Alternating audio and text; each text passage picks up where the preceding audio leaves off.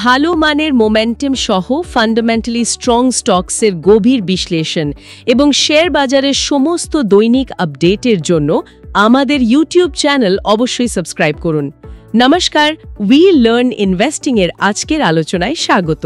নমস্কার। গত সপ্তাহটা মানে 21 থেকে 25 জুলাই ভারতীয় শেয়ার বাজারের জন্য বেশ কঠিন গেল, তাই না? হ্যাঁ, বেশ টালমাটাল একটা সপ্তাহ। টানা পঞ্চম সপ্তাহ ধরে পতন দেখলাম আমরা। ঠিক।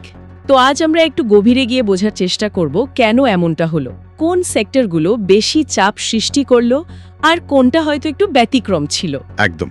সপ্তাহটা কিন্তু শুরু হয়েছিল বেশ আশা নিয়ে। সোমবার নিফটি 50 তো 25,000 পারও করে গেছিল।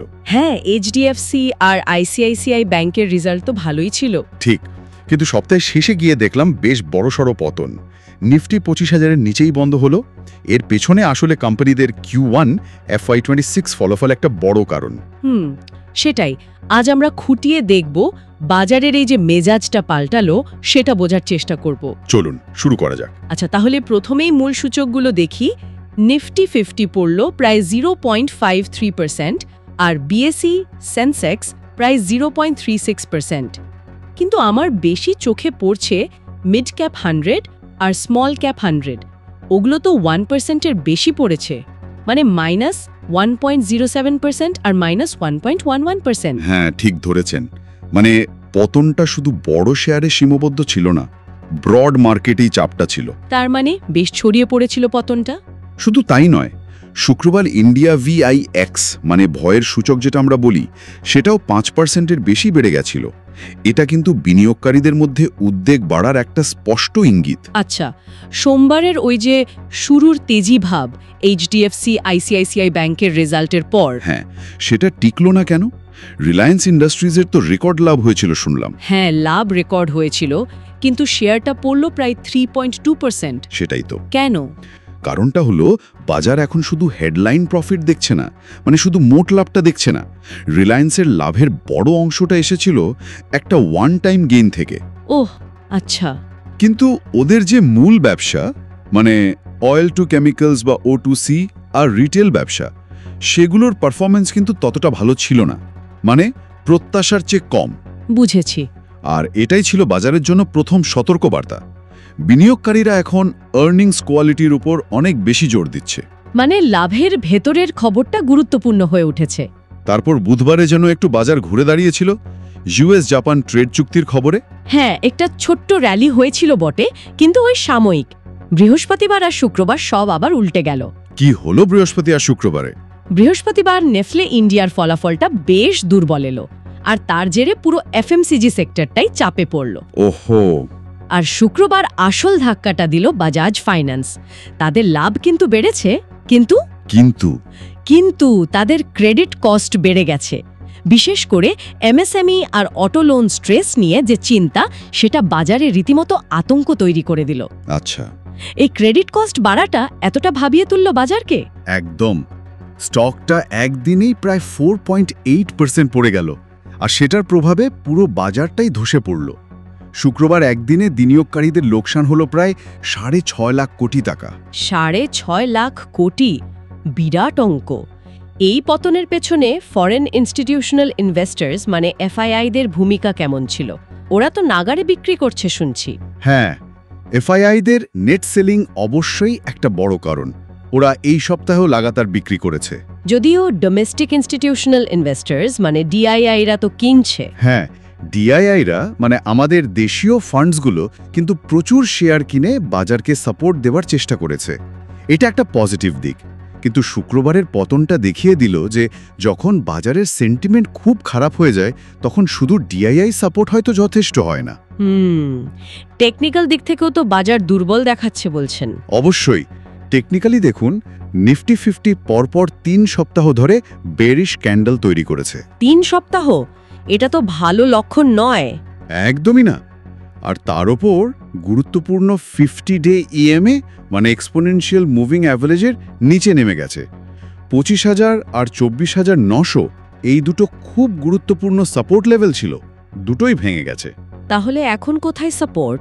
এখন 24,700 থেকে 24,800 এই জোনটা খুব গুরুত্বপূর্ণ সাপোর্ট হিসাবে কাজ করবে। এটা ধরে রাখাটা খুব জরুরি।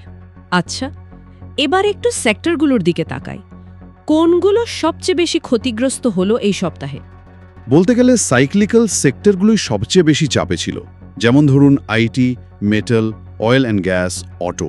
আইটি তো আগে থেকেই দুর্বল, ফলাফলের জন্য চাপে ছিল, তাই না? হ্যাঁ, আর নেসলের রেজাল্টের পর এফএমসিজিও পড়ল।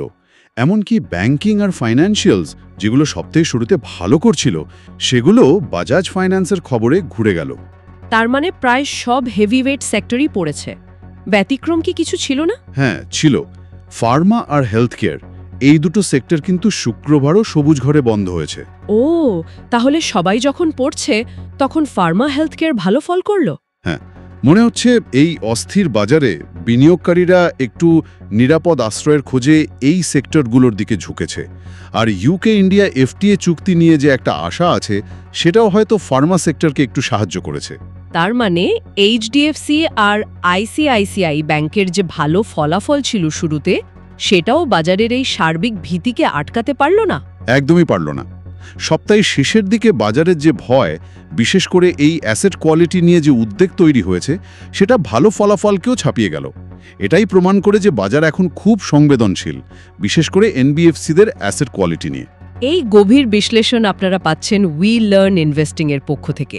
তাহলে যদি আমরা পুরো সপ্তাহটাকে একটু সংক্ষেপে দেখি, মূল কারণ হলো কর্পোরেট আর্নিংস নিয়ে হতাশা, বিশেষ করে এনবিএফসি, আইটি, এফএমসিজি থেকে আসা ফলাফল। ঠিক, তার সাথে এফআইআইদের লাগাতার বিক্রি আর টেকনিক্যাল দুর্বলতা তো আছেই।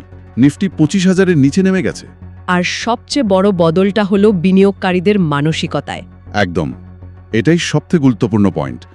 বিনিয়োগকারীরা এখন আর শুধু হেডলাইন গ্রোথ বা মোট লাভ দেখছে না, তারা অনেক বেশি খুঁটিয়ে দেখছে আর্নিংস কোয়ালিটি, মার্জিন স্টেবিলিটি আর অ্যাসেট কোয়ালিটি। বাজাজ ফাইন্যান্সের ঘটনাটা ঠিক এটাই চোখে আঙুল দিয়ে দেখিয়ে দিল। তাহলে সামনের সপ্তাহের জন্য কি মনে হচ্ছে? আউটলুক কি? বিনিয়োগকারীদের এখন কি করা উচিত? দেখুন, আউটলুক বেশ কশিনারি, মানে সতর্ক থাকতে হবে। বাজার সাইডওয়েজ থাকতে পারে অথবা আরেকটু কারেকশনও হতে পারে। বেরিশ থাকার সম্ভাবনাই বেশি মনে হচ্ছে। নিফটির জন্য ওই 24,700, 24,800 সাপোর্ট লেভেলটা তাহলে খুব গুরুত্বপূর্ণ। অত্যন্ত গুরুত্বপূর্ণ। এই লেভেলটা ধরে রাখতে পারে কিনা সেদিকে নজর রাখতে হবে। আর এই সপ্তাহে বেশ কিছু কি ইভেন্ট আছে কিন্তু, যেমন ধরুন ইউএস ফেড মিটিং আছে 29-30 জুলাই। বাকি কোম্পানিগুলোর ফলাফল তো আসতেই থাকবে। মাসের এফএনও এক্সপায়ারি আছে, আবার মাসের শেষে অটো সেলস ডেটা আসবে। এই সব কিছুই বাজারের গতিপথ ঠিক করবে। তাহলে এই পরিস্থিতিতে বিনিয়োগকারীদের জন্য আপনার পরামর্শ কি হবে? আমার মনে হয় এই রিস্ক অফ পরিবেশে একটু ডিফেন্সিভ থাকাটাই ভালো। মানে খুব বেশি ঝুঁকি না নেওয়াই বুদ্ধিমানের কাজ হবে। কোন সেক্টরের দিকে নজর রাখা যেতে পারে? যেমনটা বলছিলাম, ফার্মা, হেলথ কেয়ার এর মতো ডিফেন্সিভ সেক্টর, যাদের আর্নিংস ভিজিবিলিটি তুলনামূলকভাবে ভালো, সেদিকে নজর রাখা যেতে পারে। তবে খুব সিলেক্টিভ অ্যাপ্রোচ নিতে হবে, মানে খুব বেছে বেছে শেয়ার কিনতে হবে। বাজার যতক্ষণ না একটু স্থিতিশীল হচ্ছে, খুব বেশি আগ্রাসী না হওয়াই ভালো। এখানে আরেকটা বিষয় কিন্তু ভাবার মতো। বলুন।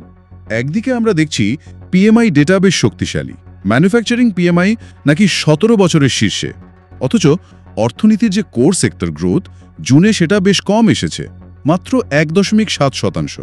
হ্যাঁ, এটা তো বেশ বড় বৈপরীত্য। একদিকে ম্যানুফ্যাকচারিং পিএমআই এত ভালো, অন্যদিকে কোর সেক্টর গ্রোথ এত কম। ঠিক, এই বৈপরীত্যটা কি অর্থনীতির কোনো মিশ্র সংকেত দিচ্ছে? এটা নিয়ে কিন্তু বিনিয়োগকারীদের আরও একটু সতর্ক হওয়া প্রয়োজন। হয়তো ইকোনমিক রিকভারিটা ততটা ব্রড বেস নয় যতটা ভাবা হচ্ছে। সত্যিই ভাবার বিষয়। আজকের এই বিস্তারিত এবং তথ্যপূর্ণ আলোচনার জন্য আপনাকে অনেক ধন্যবাদ। ধন্যবাদ। বাজারের এই ওঠানামার সময়ে আমার মনে হয় সঠিক তথ্য আর এরকম বিশ্লেষণই লগ্নিকারীদের সবচেয়ে বড় সহায় হতে পারে। আমাদের সাথে থাকার জন্য অশেষ ধন্যবাদ। উই লার্ন ইনভেস্টিং এর পক্ষ থেকে আপনাদের জানাই শুভেচ্ছা।